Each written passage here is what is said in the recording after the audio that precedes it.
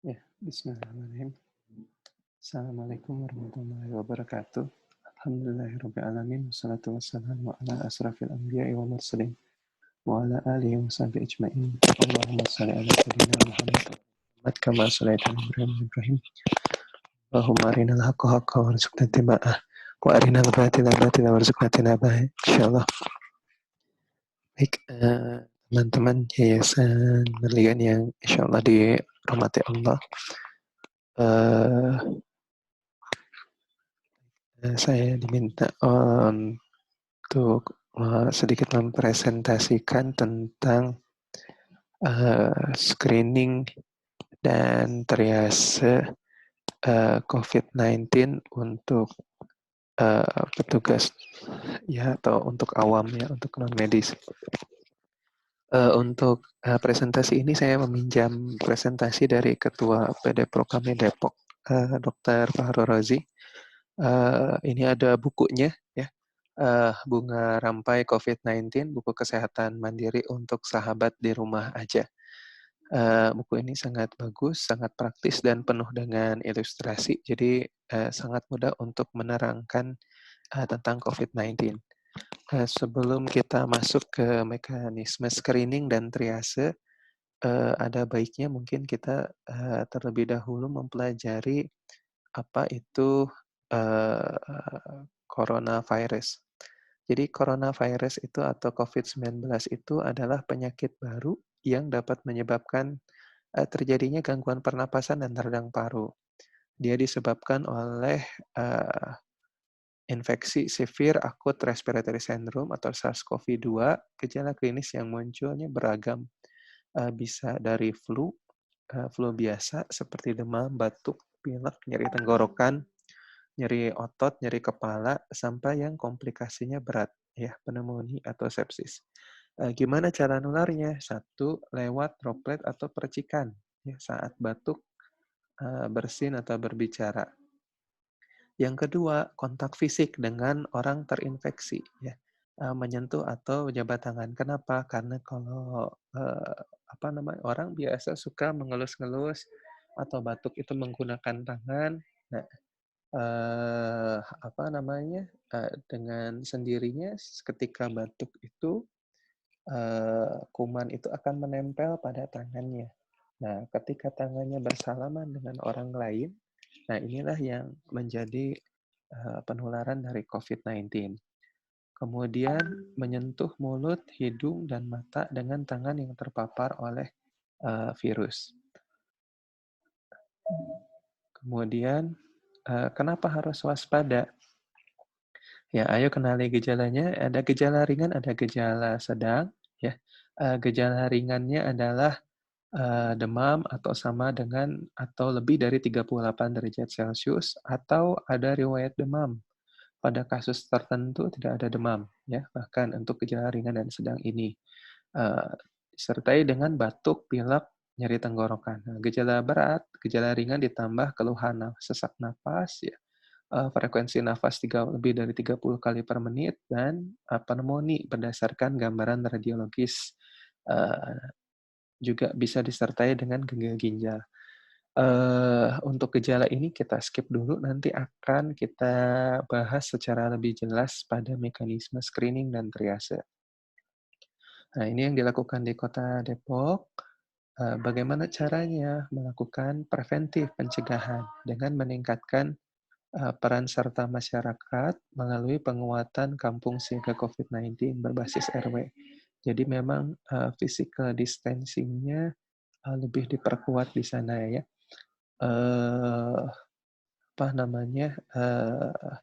Kemudian yang kedua dilakukan deteksi ya, percepatan deteksi ini bisa dilakukan di dinas kesehatan atau di puskesmas melalui rapid diagnostic test dengan swab test. Yang kemudian responnya sebagai optimalisasi kapasitas RS rujukan dan penyiapan tempat karantina bagi yang membutuhkan self isolation.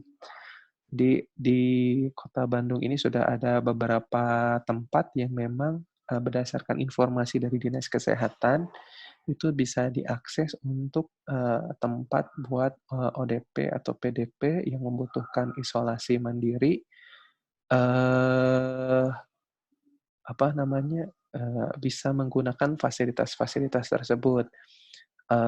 Kalau nggak salah, satu di Hotel Gino Ferrucci ini memang masih disiapkan, mudah-mudahan bulan Mei ini siap. Yang kedua ada lagi tempatnya saya lupa di Jalan Supratman kalau tidak salah atau Jalan Diponegoro, saya lupa. Nah, gimana cara pencegahannya ini yang penting, teman-teman Yayasan Berlian, satu adalah kita harus membiasakan diri dengan cuci tangan. Nah, cuci tangannya itu bukan hanya sekedar cuci tangan, ya. Jadi tidak hanya ini seperti itu, gitu ya. Tapi, cuci tangan yang 6 langkah menurut WHO. Karena kalau cuci tangan yang biasa yang seperti ini tidak mematikan seluruh, virus, ya gitu. Jadi kalau cuci tangan yang baik, apa namanya, dengan sabun atau hand wash itu hampir 99% tangan kita itu bisa bebas dari, virus. Nanti mungkin, di Berlian Channel akan saya, tutorialkan bagaimana cara cuci tangan yang betul, ya. Jadi pertama ratakan dengan kedua telapak tangan, yang kedua gosok punggung dan sela-sela jari, ya, tangan kiri dan tangan kanan, ya, kemudian gosok telapak tangan dan sela-sela jari, ya, kemudian punggung jari digosokkan, ya, seperti ini, kemudian ibu jari tangan kiri digosokkan, tangan kanan juga, ya, kemudian gosok ujung jari tangan kiri sama ujung jari tangan kanan, itu cukup 6 langkah, bisa dengan sabun itu cukup 40 sampai 60 detik, hand rub itu bisa 20 sampai 30 detik. Kemudian, kalau kita batuk atau kita bersin, itu, gunakan etika batuk. Nah, sekarang kalau di luar kita sudah pakai, masker ya, jadi ketika batuk gunakan masker, jadi yang akan menghirupnya kita sendiri. Atau yang kedua, jangan gunakan gini, batuknya jangan seperti ini, ya atau jangan seperti ini, gunakan, lengan atas kita. Jadi kalau batuk atau bersin gini, ya karena penelitian menunjukkan bahwa daerah tangan atas ini jarang dikenakan nama oleh orang-orang gitu. Jadi lebih aman untuk etika batuknya. Nah, dapat juga memakai sapu tangan atau tisu, tapi sapu tangan sama tisunya sapu tangannya jangan dimasukkan lagi. Ya, atau tisu ini jangan dimasukkan ke saku. Segera buang tisu yang sudah dipakai ke tempat sampah. Nah, kemudian setelah kita memegang, ya, megang tisu atau sapu tangan itu, kita cuci tangan dengan sabun dan air mengalir karena kumannya ada di tangan kita. Ya, seperti itu. Kemudian melakukan physical distancing. Apa itu physical distancing? Menjaga jarak antar manusia dan menghindari titik keramaian. Kenapa harus physical distancing? Ya, COVID-19 ini menyebar secara cepat. Orang dapat kenapa ditakuti? Karena penularan virusnya ini dari orang ke orang. Kalau dulu MERS-CoV atau SARS-CoV itu penularannya atau flu burung itu dari binatang ke manusia, sehingga tidak terlalu cepat penyebarannya. Jadi kalaupun ada kasus mungkin hanya 1-2 saja. Nah, sedangkan SARS-CoV-2 ini penularannya dari orang ke orang.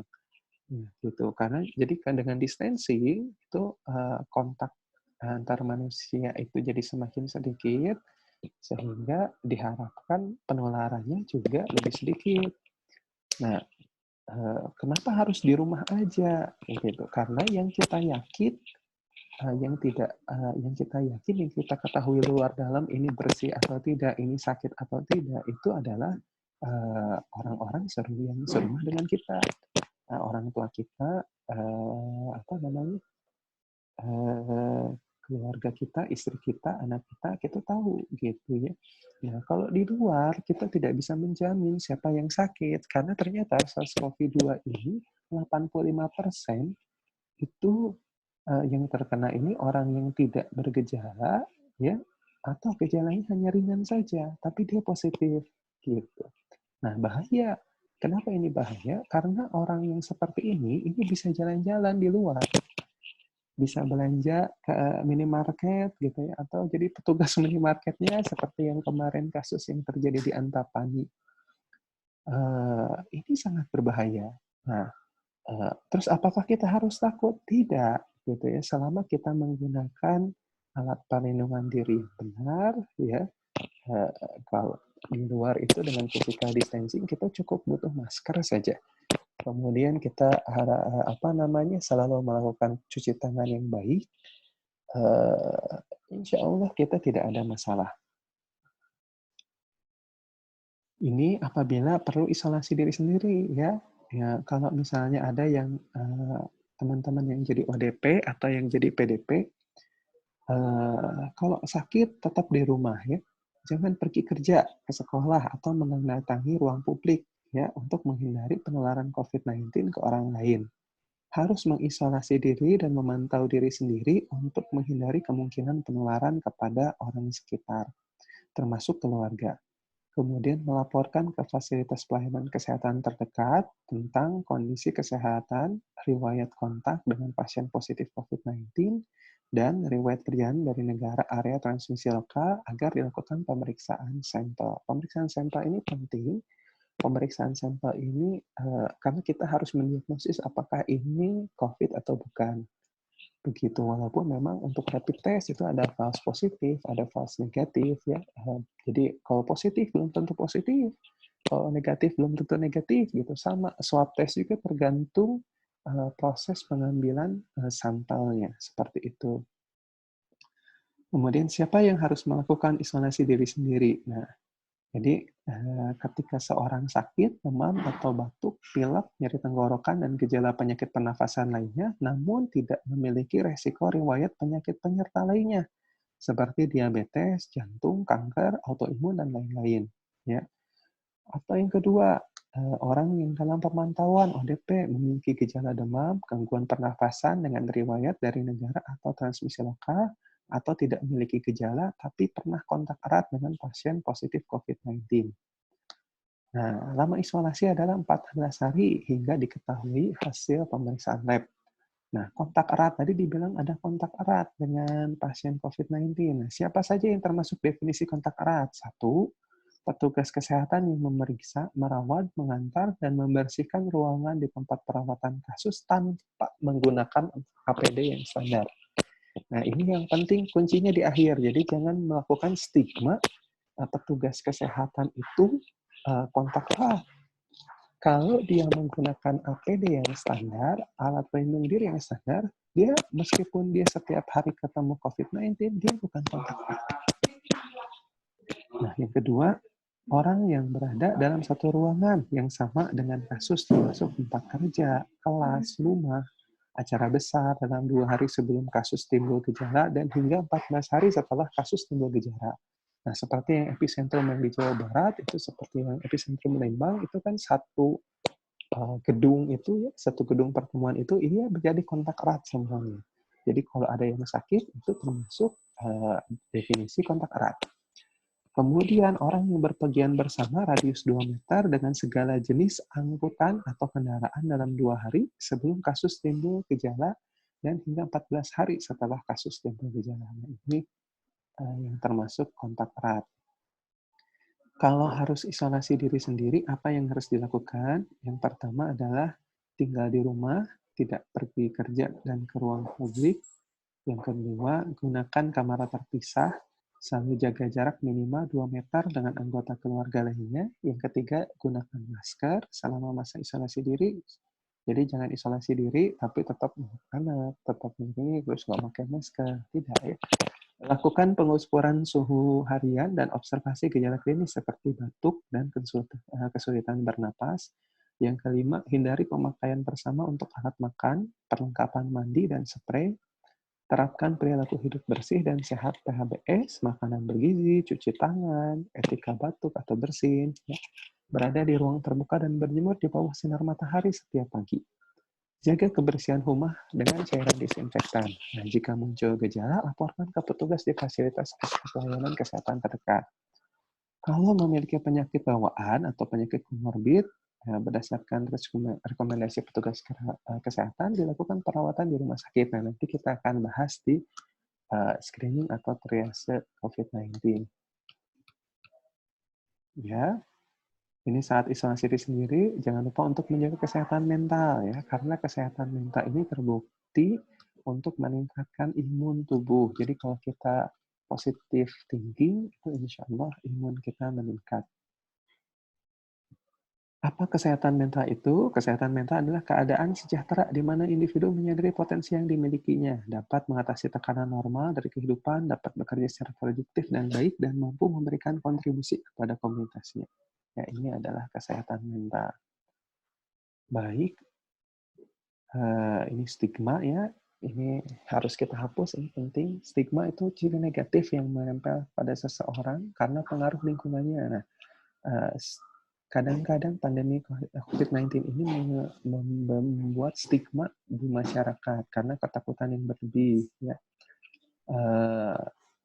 Jadi contohnya pasien terkonfirmasi positif COVID-19, PDP, ODP, serta keluarga kerabat dekatnya jadi dikucilkan. Ya. Kemudian tenaga kesehatan yang merawat pasien COVID-19, PDP, atau ODP dilakukan labeling, ya, didiskriminasi, diejek, ditolak, nggak boleh masuk ke daerahnya. Kemarin ada perawat saya mau belanja itu ya, belanja sayur, apa namanya, dijauhin sama tetangganya, jadi ketika masuk ini hal penting ya, ini stigma ini, mari kita sebagai kadar yang baik mengedukasi masyarakat, mengedukasi binaan-binaan kita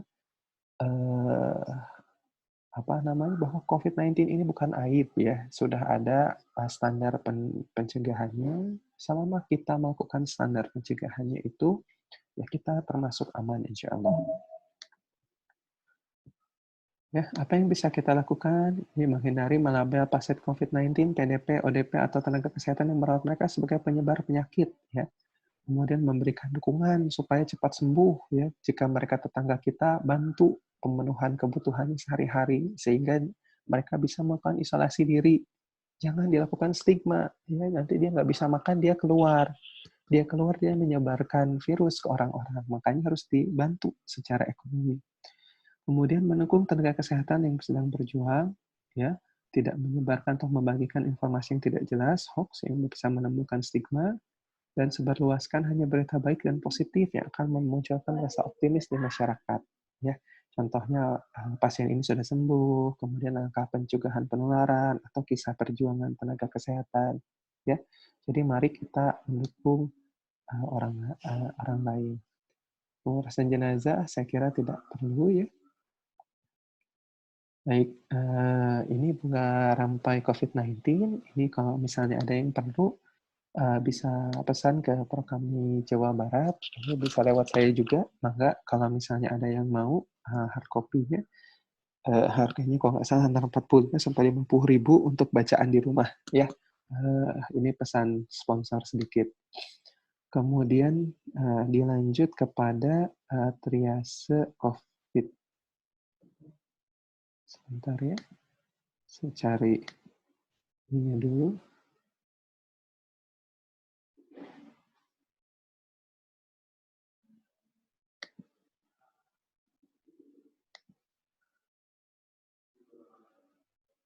Oh, salah, bukan ini. Sebentar.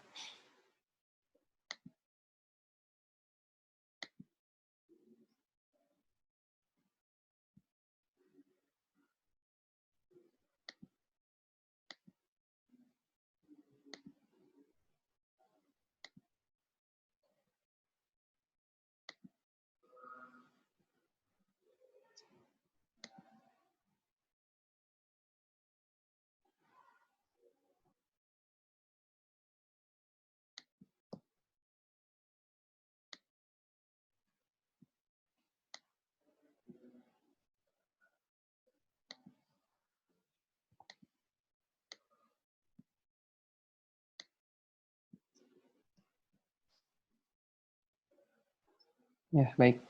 Ini adalah saya bagi dua untuk screening ini menjadi screening yang sangat mudah, ya. Screening yang sangat mudah sama screening yang memang agak sulit ya. Kalau screening mudah itu tidak perlu dipelajari, itu nanti saya bagikan saja filenya, cukup diisi, ya tidaknya apa namanya itu bisa langsung digunakan karena hanya cukup menanya apakah ada demam, apakah ada batuk, apakah ada pilek, apakah ada sesak, atau kemudian apakah berasal dari epicentrum di Jawa Barat, apakah ada riwayat apa namanya perjalanan dari luar. Nah ini semuanya juga bisa. Nah ini screening ini yang sekarang saya akan jelaskan adalah screening untuk para anggota Yayasan Berlian dengan harapan kalau ada yang misalnya konsultasi dengan teman-teman anggota Yayasan Berlian, ini teman-teman bisa menggunakan tools ini sehingga bisa memberikan advice yang tepat untuk apa namanya untuk yang mengkonsulkan. Atau kalau memang misalnya bingung, silakan hubungi Satgas Kesehatan ya. Ada saya, ada dokter Deta, ada dokter Rizky. Mudah-mudahan ini cukup jelas ininya gambarnya karena nggak bisa diperbesar. Baik, yang pertama adalah kita harus tahu alamat dari yang berkonsultasi ya. Alamatnya di mana, kelurahannya di mana, kecamatannya di mana. Ini baiknya kita tulis ya. Satu lagi mungkin yang terlupa ini nomor telepon yang bisa dihubungi. Tapi kalau zaman physical distancing ini pasti lewat HP ya, insya Allah. Nah, keluhannya apa ya? Jadi, keluhan ini bisa beraneka macam, bisa mulai nggak sadar, pingsan, batuk, pilek, sesek, pusing, ya. Nah, kita harus melakukan apakah ini, apa namanya, orang ini, harus, apa namanya, harus ke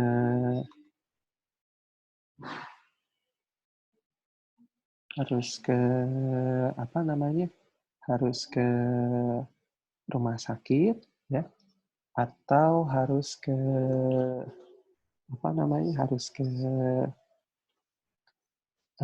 atau harus cukup isolasi di rumah saja.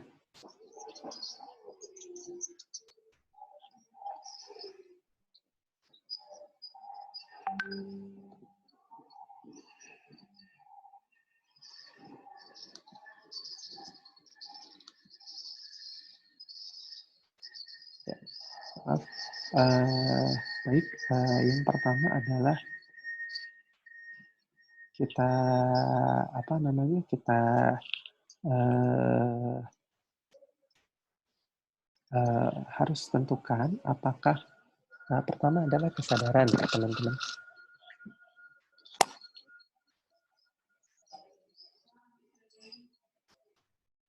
Yang pertama adalah kesadaran. Yang pertama adalah kesadaran. Jadi kita harus tahu apakah pasien ini ada A, V, P, U. Kalau dalam Indonesia ada A, V, P, U untuk para medis itu.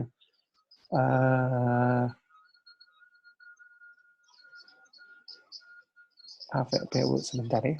Ada telepon.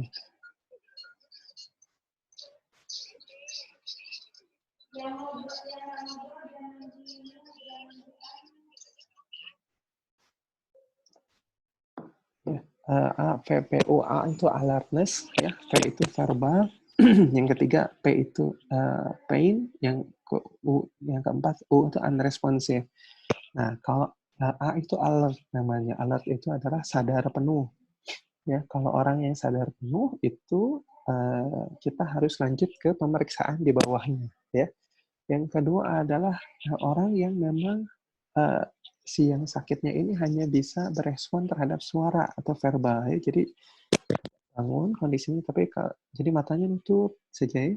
Tapi kalau kita ngobrol dia masih bisa menyambung apa namanya apa yang kita bicarakan, karena masih ada kontak. Yang ketiga adalah pain. Ya, pain itu hanya berespon terhadap nyeri. Ya, jadi udah nggak sadar sebenarnya, sudah nggak sadar. Kemudian apa namanya sudah nggak sadar, sehingga kalau dirangsang sakit, ini baru dia akan berespons. Ya.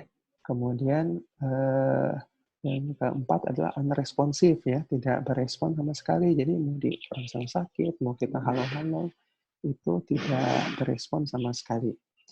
Nah, triase ini atau screening ini hanya berlaku untuk yang pasien yang memang sadar penuh, ya, gitu. Jadi kalau pasien yang sudah tidak sadar, itu sebaiknya langsung dianjurkan untuk dibawa ke rumah sakit, apapun resikonya. Nah, ini ada stigma juga yang beredar bahwa rumah sakit itu tidak aman. Betul, teman-teman, rumah sakit itu memang seperti kebun binatang, ya. Jadi banyak sekali virus, bakteri yang ada di sana. Tapi selama rumah sakitnya melakukan kontrol, melakukan screening, ya, saya kira justru dibandingkan minimarket, rumah sakit itu lebih aman. Ya, kenapa? Karena petugasnya selalu pakai masker, maskernya juga masker medis, masker bedah, kemudian pasiennya juga dipasangkan masker, ya, sehingga kemudian pengaturannya juga dibuat sangat aman. Jadi saya kira lebih aman daripada ada teman-teman yang memang misalnya jalan ke pasar, misalnya pasarnya tidak ada physical distancing, banyak yang nggak pakai masker. Nah, ini yang justru lebih berbahaya. Jadi kalau memang tidak sadar atau hanya verbal, hanya pain, hanya berespon terhadap sakit, itu sebaiknya segera bawa ke rumah sakit. Ya, tidak perlu kontak saya, tidak perlu kontak dokter Beta, tidak perlu kontak dokter Rizky. Kalau teman-teman menjumpai ada yang tidak sadar, ya silahkan bawa ke rumah sakit. Ya. Kalau ada warganya, kalau ada yang konsultasi ke teman-teman ini nggak sadar pasiennya, segera bawa ke rumah sakit. Itu mah nggak usah disuruh, ya. Nah, kemudian selanjutnya kita harus mengetahui apakah gejala penyakitnya ini adalah gejala ringan, gejala sedang, atau gejala berat. Nah, kenapa? Karena kalau gejala ringan itu bisa sekarang zamannya konsultasi online, bisa konsultasi online saja di rumah. Cukup cukup isolasi mandiri di rumah. Tadi saya sudah terangkan bagaimana caranya isolasi mandiri. Nah, kalau gejala sedang dan gejala berat ini harus dibawa ke rumah sakit. Jangan ditunda. Karena nanti bisa jadi udah datang itu kondisinya sudah buruk. Begitu, ya. Nah, gejala ringan itu kita bedakan jadi suhu, ya, jalan nafas, pernafasan, dan sirkulasi. Nah, suhu, ya, kalau suhunya lebih dari 38 derajat Celcius, ya, itu kalau suhu ini semuanya 38, ya. Jadi tidak bisa kita bedakan apakah ini gejala ringan, gejala sedang, atau gejala berat. Tapi kalau ada anak kurang dari 6 tahun, ya, suhunya lebih dari 40, 39, 40, itu bawa ke rumah sakit. Karena ini berbahaya. Ya, khawatir kejang. Tapi kalau hanya 37,8, 38,3, kayak gitu, ya bisa dicoba untuk berikan anti demam dulu. Seperti itu. Kemudian yang selanjutnya adalah jalan nafas. Ya. Jalan nafas itu sebentar, ya, ada panggilan lagi.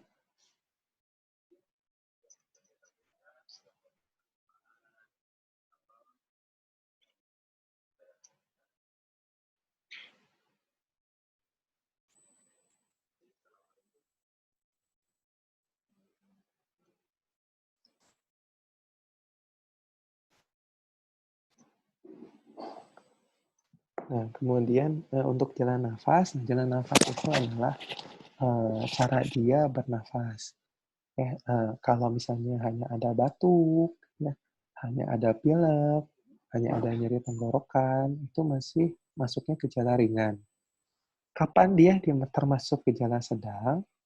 Itu kita hitung jumlah nafas per menitnya. Jadi dihitung jumlah nafas per menitnya.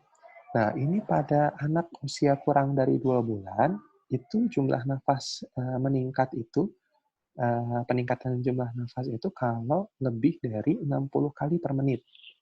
Kalau pada anak bayi ya 2 sampai 11 bulan itu kalau lebih dari 50 kali per menit. Kalau pada anak usia 1 sampai 5 tahun lebih dari 40 kali ya.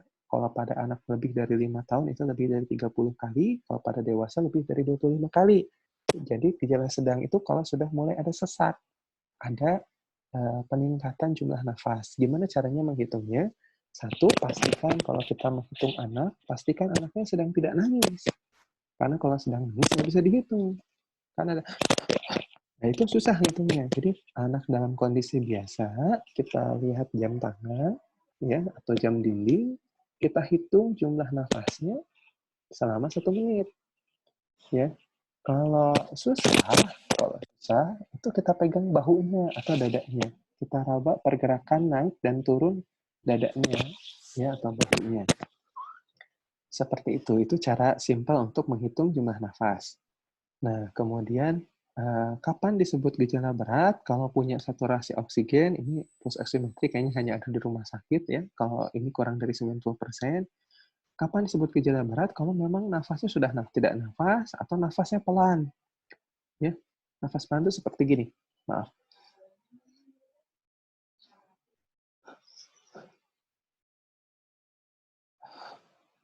Nah, seperti itu. Itu nafas pelan ya. Mudah-mudahan jelas. Atau kalau nampak kebiruan. Kebiruan itu cyanosis itu pertama kali datang di ujung-ujung jari. Nah, ujung-ujung jarinya tampak kebiruan. Ya, itu sudah mulai ada tanda hipoksia atau kekurangan oksigen. Ya, gitu. Nah, jadi kapan harus disebut gejala berat? Kalau misalnya tidak nafas, ya, nafasnya pelan atau tampak hipoksia ya, di ujung jari atau di bibir, bibirnya jadi biru.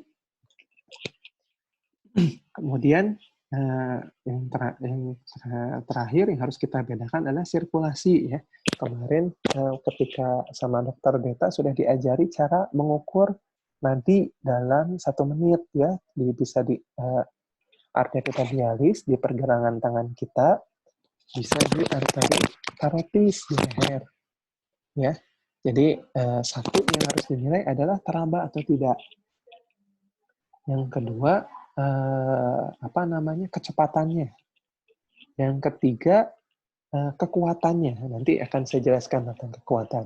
Tapi kita mulai dari gejala ringan. Kalau gejala ringan, nadinya teraba, ya frekuensi nadinya normal. Nah, normalnya nanti kita lihat di yang selanjutnya ya, di gejala sedang. Gejala sedang itu nadinya masih kuat, tapi frekuensinya meningkat. Ya, jadi pada bayi 0 sampai 1 tahun itu normalnya 100 sampai 160 kali per menit. Nah, lebih dari itu berarti dia sudah sangat cepat. Kalau anak usia 1 sampai 10 tahun itu kalau lebih dari 120 kali per menit. Kalau ada dewasa, kalau dia lebih dari 100 kali per menit. Nah, kalau atlet ya itu lebih dari 60 kalau atlet itu dia normalnya antara 40 sampai 60 kali per menit ya. Kalau Pak Faisal misalnya, atlet lari, nah itu biasanya denyut nadinya rendah gitu ya. Jadi normalnya 40 sampai 60 kali. Kalau Pak Faisal udah 100 kali per menit, nah itu kalau dia dalam keadaan kondisi istirahat, itu harus dicurigai gitu ya. Jadi kalau atlet, ini kapan harus diperiksanya? Pada waktu istirahat, jangan habis lari-larian ya, habis aktivitas berat, lari 10 kilo, 5 kilo, gitu, kemudian langsung kita diperiksa nadinya. Nah, tidak seperti itu ya. Kemudian kapan gejala berat? Kalau nadinya tidak teraba. Ya. Jadi ini nadinya tidak teraba, itu pasti gejalanya berat. Pasien yang nadinya tidak teraba tidak akan respon. Ya. Masuk respon pasien kesadarannya pasti unresponsif. Nah, kemudian faktor resiko ya. Faktor resiko ini adalah faktor yang membuat dia menjadi terlebih rentan terkena COVID-19. Yang pertama adalah riwayat perjalanan atau tinggal di luar negeri dalam waktu 14 hari sebelum timbul gejala.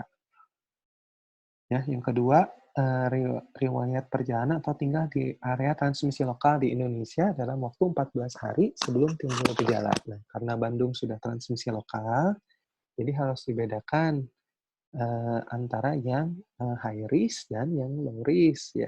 Yang high risk itu adalah orang-orang yang memang aktivitasnya tidak bisa berhenti, tidak stay at home, tidak physical distancing.